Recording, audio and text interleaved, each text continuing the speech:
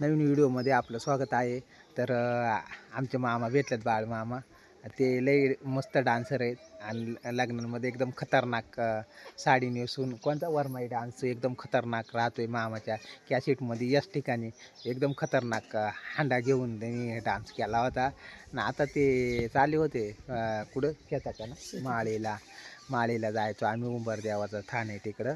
तर तिकडं आहे पाऊल वाट. आम्ही शेळ्या गाई चारायला जायचो. मामा तुमच्या शेळ्या होत्या ना? आता आता काही घरी आता बैल होती. बैला म्हशी नाही आहेत. नाही आता 2 बैल आहेत. आणि आता तर पाण्यासाठी लय वन भटकावं लागत असं नाही आता पाण्याची सुविधा झालेली. पूर्वी काय करायचे? पूर्वी कसं जायला लागायचं? पूर्वी म्हणजे असं पावटीना कडवणा वगैरे बैल असतील ते जुतून घेऊन जायचे. कुठं जायला लागायचा? वंगरवरती.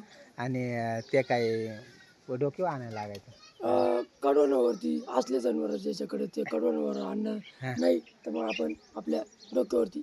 आता आंबे करवंद पिकत आहेत का नाही? हो काय पिकते ना. आता मोकरला काढले असतील नाही एवढे नाही अजून आणि पिकायचं. पण मग आता त्या ठिकाणी आता तुम्ही लय जंगलामध्ये राहतात, मग त्या ठिकाणी भाजीपाल्याचा कसा म्हणजे खाद्यपदार्थाचा कसा नियोजन राहतं तुमचा वाला या टायमाला?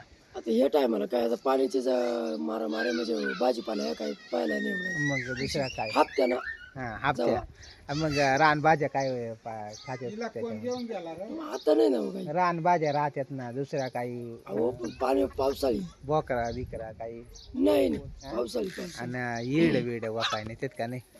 येड हाताची बारावली. तर येड्यावरून लई घटना व्हायच्या. घटना म्हणजे अहो हिरडीचा असा नियम आहे. हिरड्या कुणा जर गेला माणूस जर तिथून पडला तर कमरातच मोडत असा विषय. ते आहे. मामाने चांगली माहिती दिली.